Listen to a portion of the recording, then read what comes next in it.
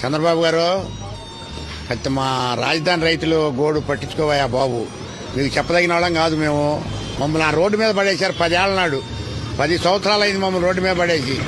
మేము తింటున్నామో తింటలేదో మాకు తెలుసు, భగవంతుడు తెలుసు.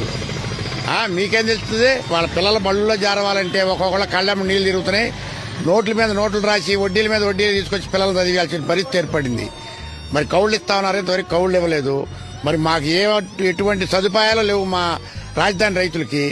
మరి మేమంతా ఎకరం 2 ఎకరాలు ఉన్న రైతులమే మేము. మరి మేమేం చేయాలి అలా? మా ఏమో ఎక్కిన ఎక్కడంతో నువ్వు ఎక్కిన ఎక్కడంతో పొలం ఏమోగానే అడగలు 10 అడగలు రద్దు చేసేశారు. మాకు లోన్లు ఇచ్చే పరిస్థితి లేదు. లోన్లో మహాప్రభు అంటే మా రైతులు వచ్చేనేమో ఏమడిగారు మీరు? మున్సిపాలిటీ కావాలా, మహానగరం కావాలని అడిగారు. ఈడ మహానగరం కావాలి, తినడానికి కూడలేదు మాకు. మహానగరం అట్ట తగలబెట్టి అట్టు ఉంచు, మాకు తినడానికి కూడలేదండి. ముంగల మేము కూడి తినే ఏర్పాటు చేయండి. మాకు మీకేం అర్థం కావట్లా, మీకు అర్థమేం కావట్లా. ప్రజలు పడే ఇబ్బందులు. ఫ్లాట్లన్నా డెవలప్ చేసి ఇస్తే మేము ఊరిపాకలన్నా వేసుకొని ఆ లోన్లన్నా తీసుకుంటాం కొద్దిగా. మరి అట్టా ఎవరో ఆ ఫ్లాట్లు డెవలప్ చేయరు, దానికి దారులు లేవు, డంకలు లేవు. మళ్ళీ మీరేమో ఇంకా 40,000 ఎకరం తీసుకుంటాం, 50,000 ఎకరం తీసుకుంటాం. అయ్యా మహానుభావ, 11 ఏళ్ల నాడు తీసుకున్నావు ఇది.